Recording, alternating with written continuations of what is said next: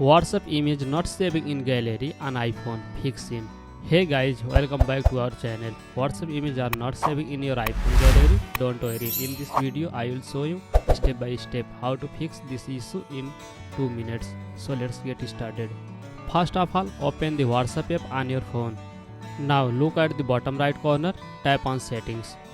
Next, click on chats. Here you can see an option called save to photos.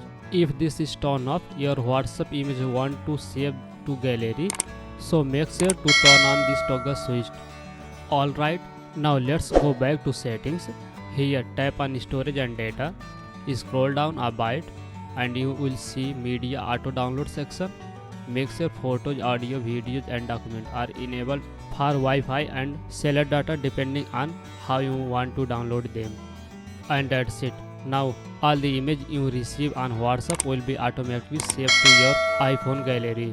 If this video helped you, please give it a thumbs up, subscribe to our channel for more tutorials. Thanks for watching and I will see you in the next video.